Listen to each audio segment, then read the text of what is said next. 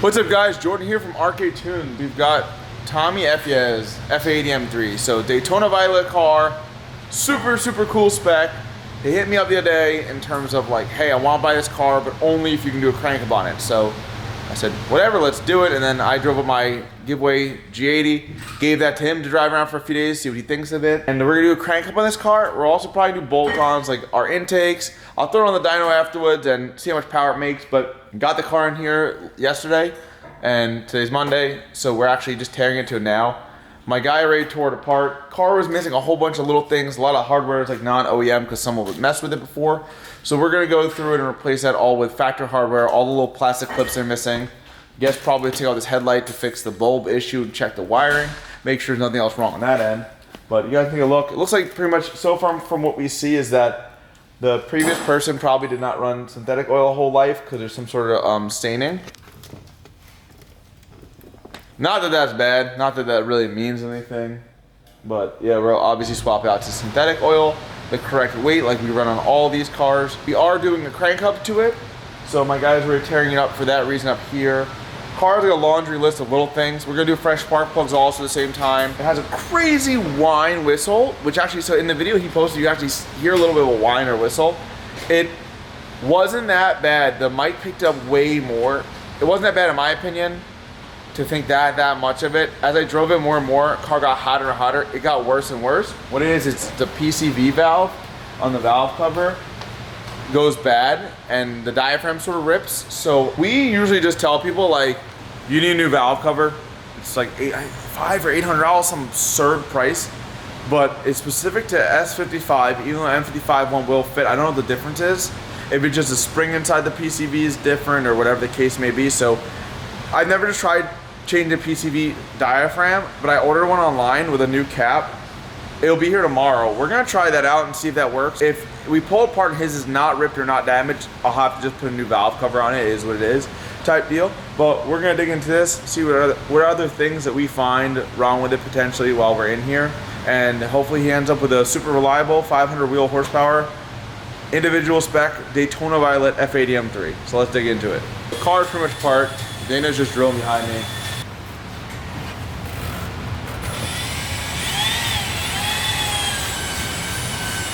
So he drills, I'll show you one of the crank hubs. 2-pin, 1-piece crank hub. Now a lot of people on the internet nowadays are just talking 4 pins the best and move. My car makes 1200 wheel on a 2-pin. I've installed a variety of different 2-pins and different 4-pins. Lately we've used these quite a few times. They're good, quality's great, everything like that's fine.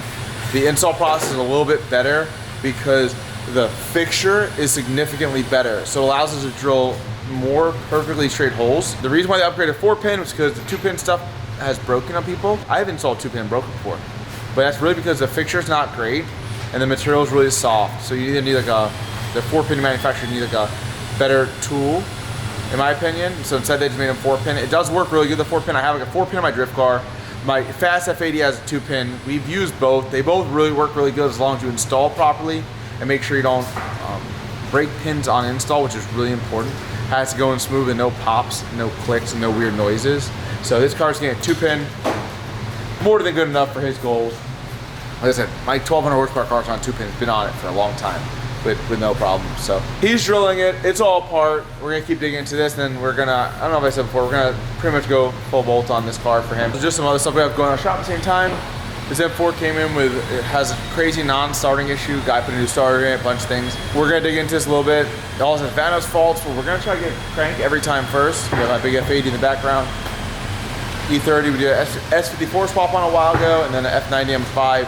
Pretty much in for the works. Spark plugs, intakes, our tune. And then on the dyno, we have a F10 M5. Car came in for a tune, has upgraded pure turbos and stuff, and our front mount intakes. I don't even know when or how long ago, since we do so many of these, I didn't know half the time how long ago people get our intakes or do whatever, but it came with a bunch of our stuff, which is really cool. But the car has a huge boost leak or bad wastegate vacuum hoses. Common, they get old and break apart. Super nice car though. Should make 680, 700 wheel horsepower pump gas. 660, 680, let's say on average. Not pushing it too hard, not trying to break the motor.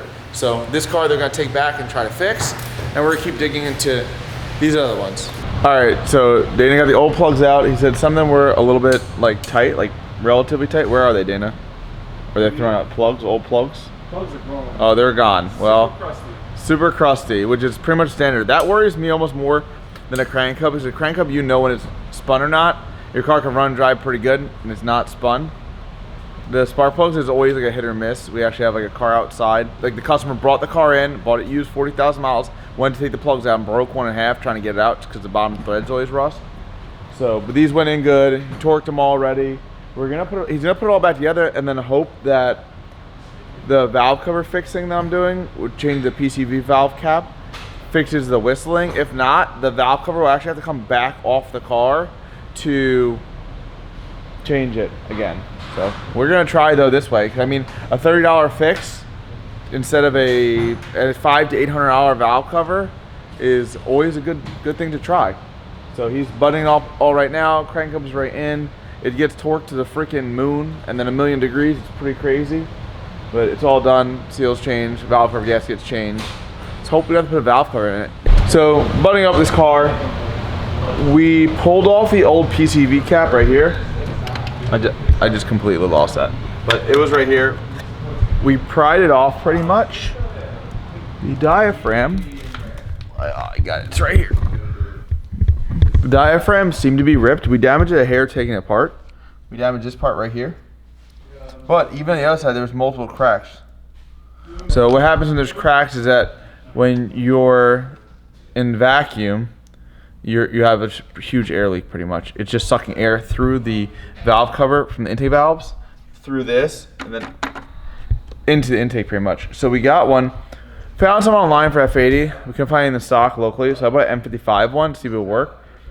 It will work identical. The only thing is the F80 one seals on the O-ring portion of this diaphragm thing on the outside right here. The M55 one is slightly different how it seals. The fitment on this is insane. I'm pretty confident this will still seal totally fine with no glue or silicone or anything, but we're gonna put just a dab of silicone around the edge of this just to take up any imperfections we may have caused by prying up the old one. And then we put the spring back in.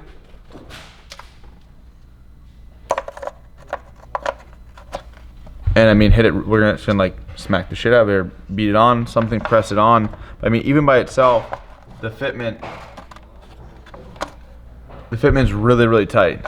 So actually it goes on a certain direction, I guess, so it clears. The fitment's crazy tight. So this will seal the center port with the valve cover. And if you look at this one also, there's actually so much oil and carbon buildup. That will not let it seal also. So whether or not the diaphragm from the outside was a problem, or this just had so much gunk on it, it wasn't sealing, one way or another, it doesn't matter. I think it's gonna work fine with this. It's a $30 fix instead of a way more expensive fix.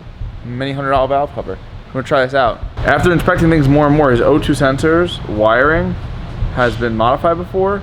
So we have it out now. We're gonna see if we can get a new O2 sensor and put it in, or we might have a used one. Like my F80, I used to use rear O2s. I don't now. Well, I do, but they're not plugged in. So maybe I'll steal one from that car and throw it in this car and see. I have a new rear O2.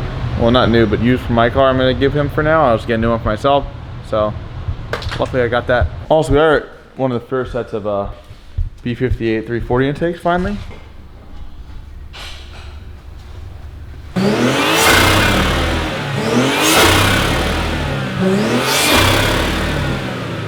We got one Daytona Violet F80 M3 obviously, and coincidentally we got Daytona Violet E90 M3. So we'll lower it down in a second. Nicky Boy pulled up with his car trying to get it tuned, and car had an exhaust gasket issue potentially and an O2 sensor. So we're swapping out right now, so his car hopefully runs good. But two 4-door Daytona Violet M3s, pretty dope. Gonna bleed the fluid, make sure it's all good. Tomorrow we'll hit off the dyno. Yeah, right now we also don't hear the PCV whistle, but we're gonna drive it a little bit, get a little hot. Well, he's gonna bleed it first. And tomorrow I'll drive it, get hot in the dyno. I hope it doesn't whistle, because if it does, sort of has to all come back apart.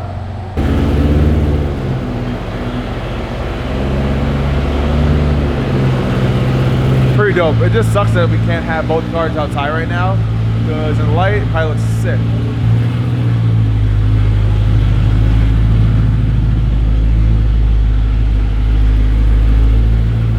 Excited? Are you excited? I'm excited. Your man said that he's excited, but he'd be more excited if it was a Supra. So we finished it up. Car was done running outside, and still was a squeal even after we changed its PCV thing. So the way it works, probably my understanding, is there's like sort of two flappers. One that under vacuum, the one to the outside closes, and then when you hit boost, it closes the other way. So regardless, it does not work. Doing this did not work. We bought a new valve cover. Valve cover's on right now. He's buttoning it up, then we'll hit it on the dyno, and then drop it back off to Tommy. Car's on a dyno right now. We got crazy news, side note. G80 is now tunable, which was not before. Probably gonna see a video on that before you see this video, it's all right. But Tommy's car on a dyno, we're gonna do some baseline hits, see what it makes.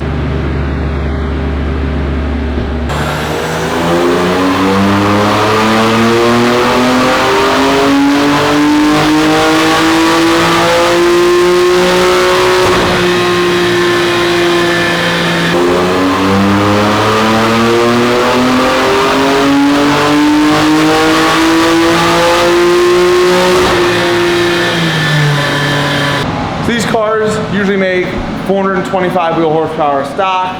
By doing the mods, you really don't gain like anything without a tune. Crazy as it sounds, even intakes, without tuning it really doesn't gain anything. But fully tuned versus fully tuned, gain like maybe 15 wheel horsepower on the front mounts that we sell. Right now, makes 439 wheel horsepower because the comp usually makes like 435 wheel horsepower. It's really humid, so it's pretty cool to see though that the power is exactly where it is.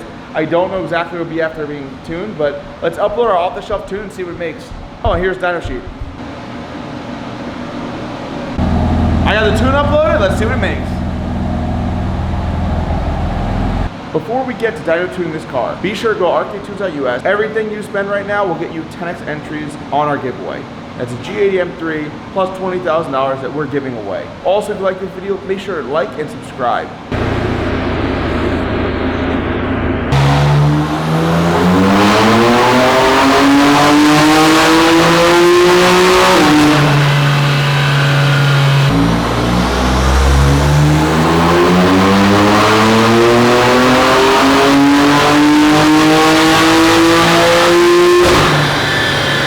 Right now, the humidity is sort of kind of crazy.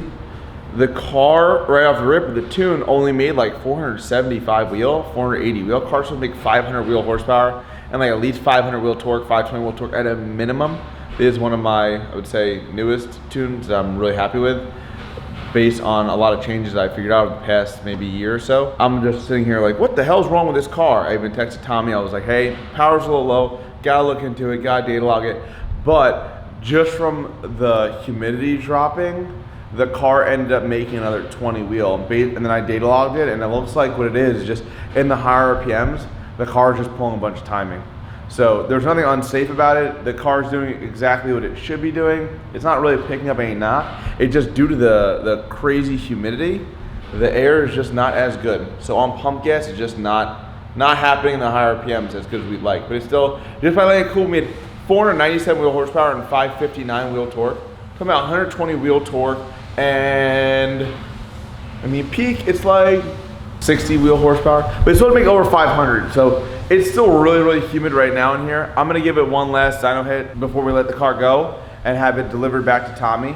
So let's see what else it does. It might make more, it might make less. It feels super humid, so let's see.